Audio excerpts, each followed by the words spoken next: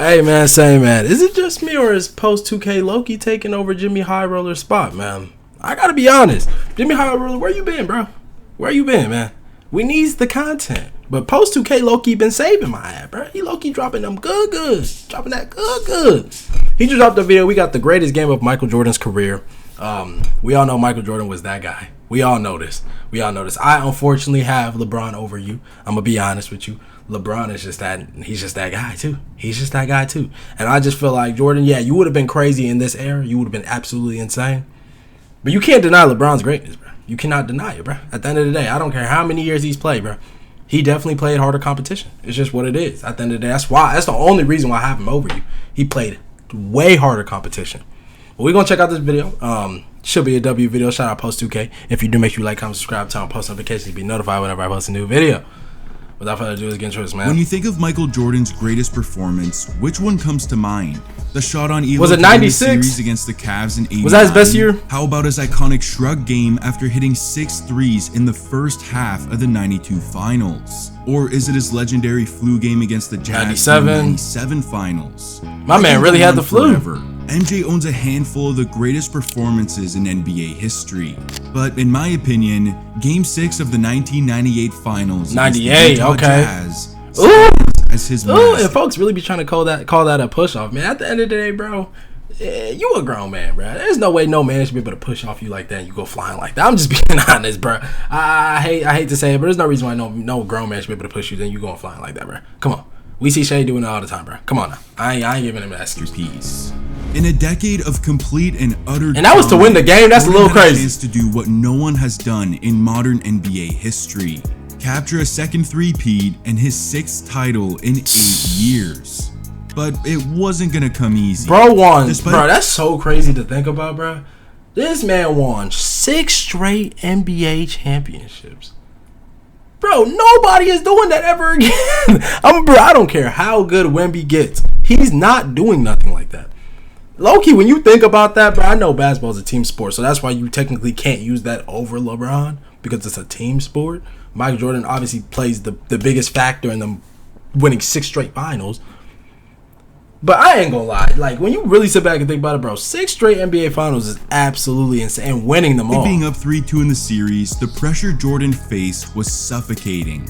This was Chicago's last dance. Coach Phil Jackson was gone at the end of the season. Yeah, because of what's his name? Jerry. What was his name? Was last dance. Coach Phil Jackson. I know he passed away, so rest in peace to Brody. But yeah, because of this dude is the reason why Phil Jackson. Like I don't know why he wanted to assemble the whole team. I don't know why. Jackson was gone at the end of the season, and MJ's second retirement was looming. And to make matters worse, Scottie Pippen gets injured and leaves the court just minutes into Game 6. Everything was on MJ's shoulders. In this one game, Michael Jordan has a chance to do the impossible and solidify himself as the greatest. He did this without Pippen? Bro, I didn't even know that. All right, bet, let's go. The Chicago Bulls have won their 6th NBA championship, and it's their 2nd three-peat. He did that in Utah. Crazy. Shout out MJ though.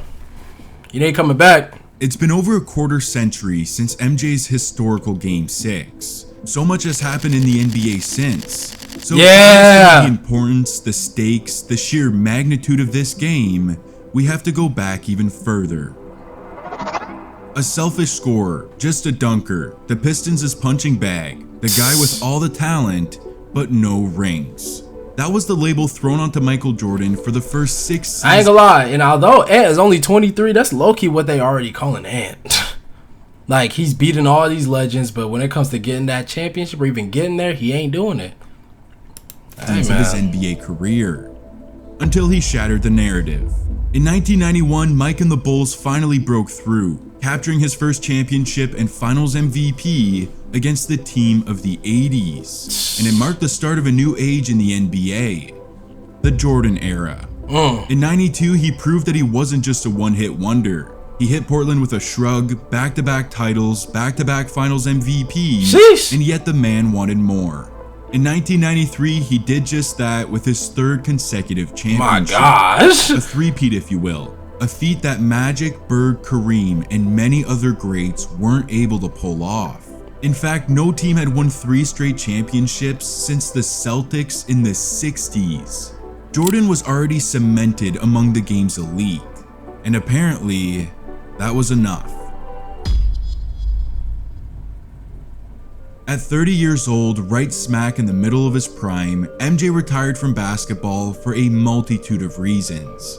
And you probably know the story. He leaves the game, plays baseball. Wait, hold on. See, I'm not too familiar, y'all. I don't even fake act like I just know everything about Michael Jordan and back in the day. Bro, I wasn't even born, y'all. I wasn't even born. I was born as soon as this man retired. You know what I'm saying? Obviously, now I do my homework. I definitely do my homework, so I know I know details, but not everything. So, what did they not win 6 straight? Because that's why I kept saying, y'all heard me in the beginning, bro. If they won 6 straight, that's an impressive feat. Low-key, that makes you want to put him over Bron. But if he retired, did he come back in the same season? I don't know. We gonna find out. For a little while, gets the itch to return to basketball, and just like that, he's back. Or, in Michael's words, he made his return late in the 95 season, but his supporting cast just wasn't the same. The Bulls lost in the second round to the Okay. So they didn't go 6 straight. Okay. All right. It set the stage for an incredible 1996 Yeah, bro, gotta take up that 45. In his first full year back, MJ captured his 4th MVP as Chicago went 72-10. The greatest record in history at the time. Yep. Like he never left, Jordan was back on the mountaintop to capture his 4th ring. But to think the dude is satisfied would be crazy. In 97, he and the Bulls were poised for another run, and with a meeting against the Malone and Stockton-led Utah Jazz in the them boys was tough. Malone and Stockton were tough. To another dimension.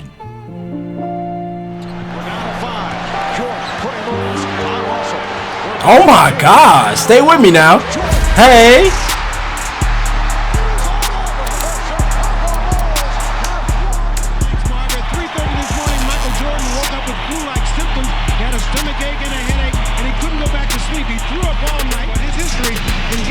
You could tell he definitely didn't feel good either. You know this wasn't fake. You know how players be trying to fake it nowadays.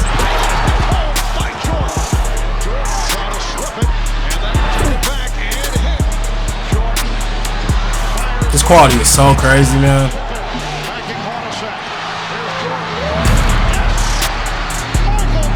Iconic photo.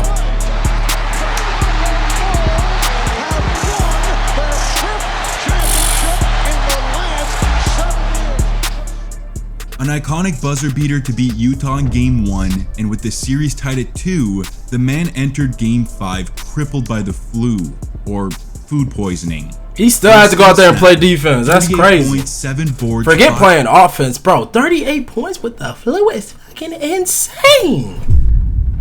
38 points with the flu is no hope, bro. Y'all gotta understand, man. The flu ain't no joke, bro. I had the flu last year, man. That shit was no joke, bro. 38 is crazy. 5 dimes and 3 steals in the win. He wasn't human. Jordan's greatness was truly unshakable now. Back-to-back titles, 5 in 7 years, and a 5th Finals MVP. The NBA was at MJ's mercy. Y'all think LeBron playing in the finals if he has the flu? He probably is. I ain't gonna care. He was officially on the horizon, but it didn't come without some pressure. Riding high off their 5th championship, Jordan and the Bulls had a reality check. Prior to the start of the 98 season, GM Jerry Krause told Phil Jackson that he can go 82-0 and he still won't return as coach the following season. Which made no sense. Like, why? Well, it's due to Jerry's fascination in starting a rebuild right in the middle of a dynasty. What? Bro, it's like Jerry Krause wanted all the he wanted all the praise? That had to be what it was, bro. You just wanted all the praise.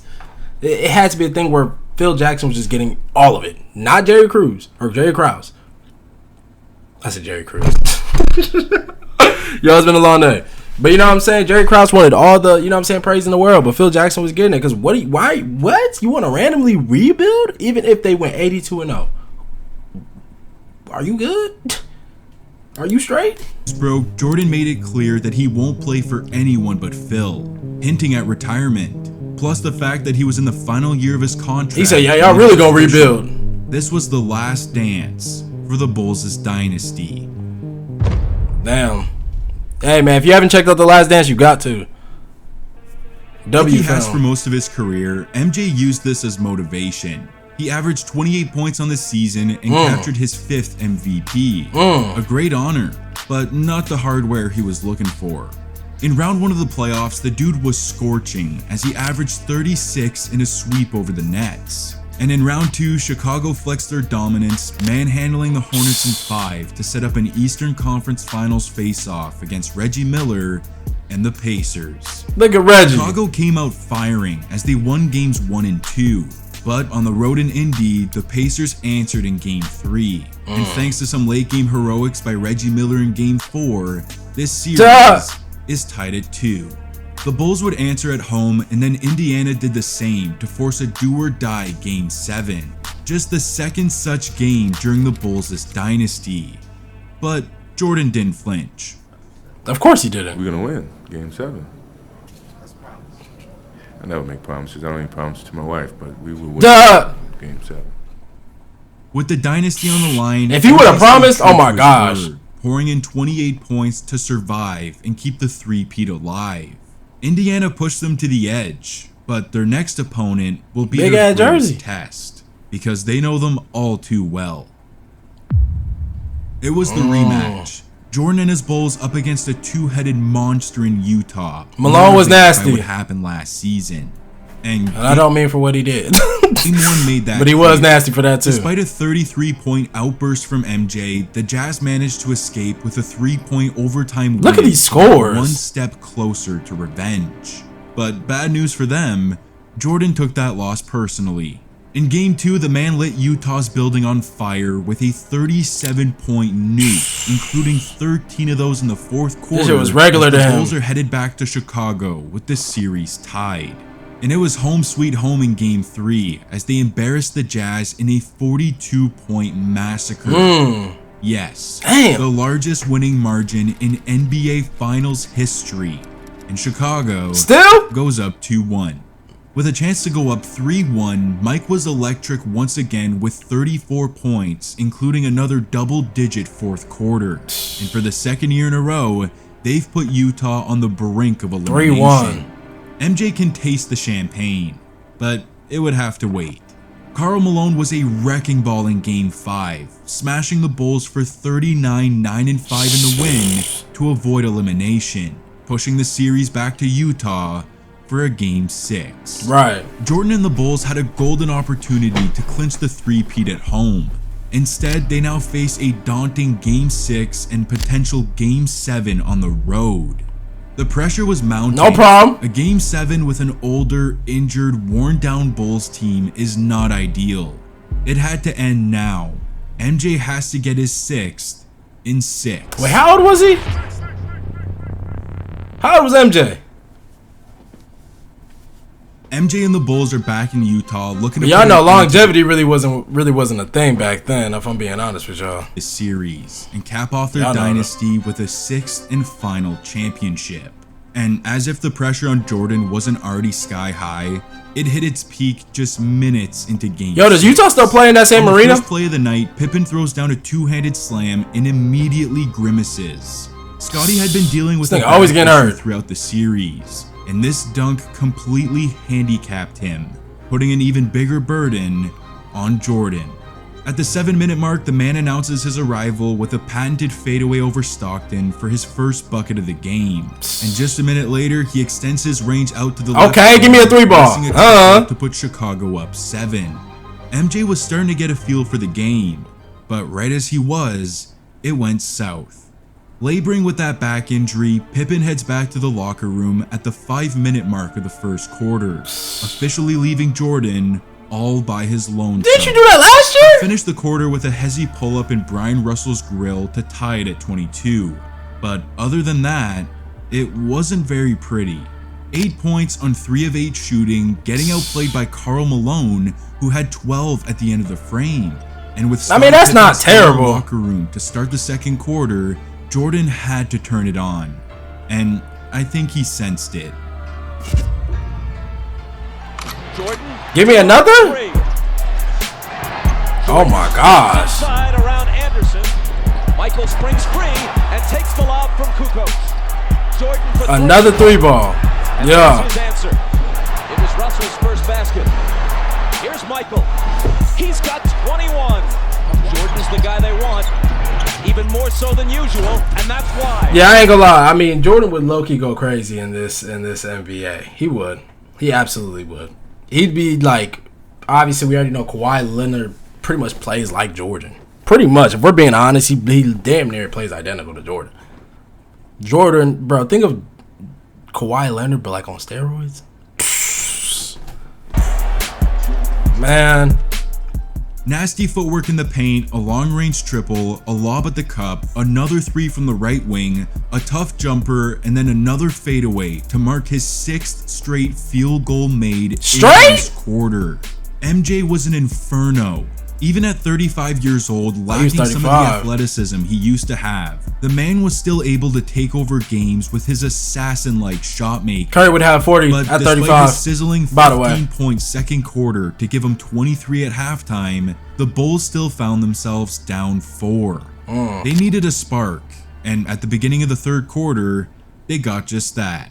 Pippen was back for the start of the period, but you can tell he wasn't 100%. The dude was going to be a decoy out there. At the 8-minute mark, I mean, that's cool. Jordan swishes home a midi to get Chicago within 4. But that wasn't the talking point of the quarter. Just minutes later, tempers start to fly. We all seen this. Into some sort of wrestling match. That's and as Draymond that's all on, day. At the other end of the court, Brian Russell and MJ give each other a shot. Russell's pissed, but Mike is unfazed. He's got something in store for him a little bit later. Jordan, open. You taunted him and got crossed? Oh, bro. I'm glad I didn't even know who you was, bro. Because, dog. On the next possession, Michael goes right at Russell and loses him with a filthy shimmy into a right shoulder fadeaway, and it's butter to put him up to 27 points on the night. You can't taunt a man and you getting fried by him. Heater of a second quarter, the third was pretty underwhelming. Sitting at a solid 29 on the night, he put in just 6 in the frame on 2 6 in the third is unacceptable, Jordan. 2 for 4 at the line. Fatigue seemed to be playing a serious factor. I mean, for context, the dude is in a deep postseason run for the 3rd straight season, and he hasn't missed a single game, regular season or playoffs, since he returned from retirement. The sheer amount of miles on his legs seemed to be catching up to him. So, considering his fatigue and Scotty's injury, MJ can't allow this series to go 7. It has to end now. Okay, here we go. To start the fourth quarter, he drives and fades off the block for a wet Like, always had his jumper tongue to out. put him up to Freaky 33 points. His reaction? Ice cold. It's time to kill. A couple minutes later, he knocks down 2 free throws to get within 1, and on the very next possession, he finds his sweet spot in the mid-range and fills up the cup to give Chicago the lead. Bro, I'm about to add the midi to my game. Like, I can already shoot it, but 7 points. The clutch god was showing out. Then he disappeared. Midway through the quarter, MJ went cold, missing 3 straight field goals within a minute, all of which were short. A telltale sign that a player is fatigued since he can't get enough elevation on his jumper. This was worrisome. At the 3-minute mark, Mike launches a 3 and he's short yet again. Utah comes back down and Malone flares for a wide open jumper to put the Jazz and that boy, 4. Scotty can't even do nothing. Go. It looked like this one was slipping through the Bulls' hands. Jordan has to dig deep. Off the Malone bucket, MJ comes back and attacks the rim. Brian Russell fouls him, and he catches his breath at the free throw line as he drains both shots to get Chicago within 2. Moments later, he relentlessly attacks the rim again, gets fouled again, and as he shoots these massively clutch free throws with 59 seconds to go, that boy was living at the free throw line. Confident that he's gonna make them, that he turns away from the rim and is talking to fans. Nah, that's crazy. Laces them. Nah, that's nasty work. Is tied at 83. The Jazz make their way down the court, and Stockton finds a weak spot in the defense. Karl Malone dots him out of the post. He lines up the seams and splashes a monster 3 to put Utah up with 41 seconds remaining. A heart stopper. Chicago calls timeout and a Game 7 is less than a minute away. It was a three-pointer that seemed to force Jordan and the Bulls into an inevitable Bro, stay on your mans! But in reality, it set into motion a series of events that led to the crowning jewel of the Bulls' dynasty. Running on fumes with whatever energy he has left in the final 41 seconds, Michael Jordan, like he has his entire career, delivered with the single greatest sequence in sports history.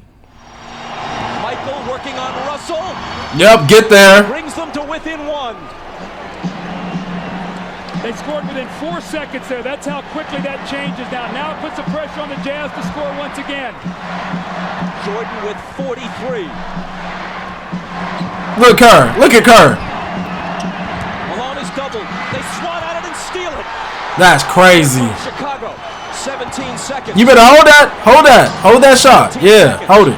From Game 7 or from championship number 6. Do it to him. Huh. Oh my gosh. Chicago with the lead. That's a bad man. That's a bad man. That's a very bad man. Seconds left. Michael Jordan running on fumes with 45 points.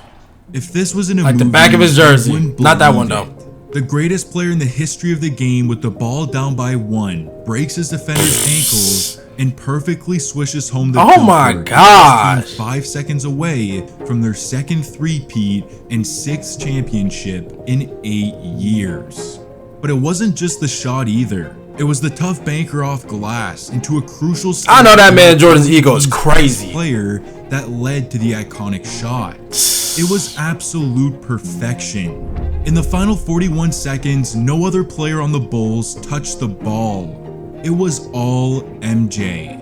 With all the pressure of this being the last gasp of Chicago's dynasty and Jordan's final moments in a Bulls uniform, he sealed it in storybook fashion with his 45th point of the night. It is, in my opinion, the greatest moment in the history of basketball. Yeah, it is. I must mention that there's still 5 seconds left. Utah's what happened? Timeout down by 1. One shot can send this series to a 7th game. Either we're going 7, or Michael Jordan's final moment in a Chicago uniform is a masterpiece. Stopped it. Harper's on him. Behind the screen. You shooting that? Got a piece of it. It comes off. The Chicago Bulls have won their 6th NBA championship. Stockton was right there, though. I can't even lie. Stockton was right there. That's in and out. Maybe it's my fault. Maybe I led you to believe it was easy when it wasn't. Maybe I made you think my highlights started at the free throw line and not in the gym. Maybe I made you think that every shot I took was a game winner, that my game was built on flash and not fire. Maybe it's my fault that you didn't see that failure gave me strength. That man MJ was really like that, man. I ain't gonna lie. Maybe I led you to believe that basketball was a God-given gift and not something I worked for every single day of my life. Maybe I just loved the game. Or maybe. Nah, you didn't. Curry did. You're just making excuses. Jordan, open. Chicago with the lead. That's tough. Their first ever NBA championship.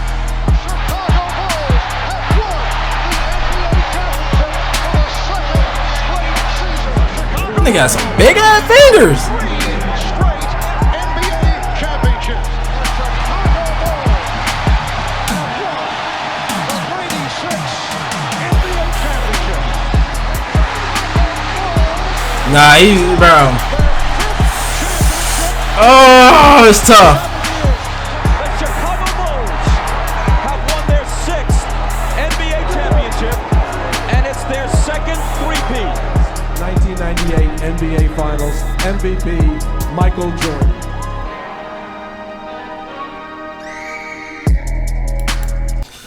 Yeah, I ain't gonna lie, man. This definitely was the game, bro. This definitely was the greatest game of MJ's career. It's tough, man. Like, you watch stuff like this and you just like think to yourself, man, yo, Is he over LeBron? Like, I know a lot of people still have him over LeBron, man. It's tough. It's tough. I just feel like LeBron has played a harder comp, but at the same time, like, bro, this nigga Jordan was just that guy. He was just that guy, bro. Let me know what y'all think in the comments down below. Who you still got better than who, man? It's tough, man. But shout out Michael Jordan, bro. That man is definitely a go.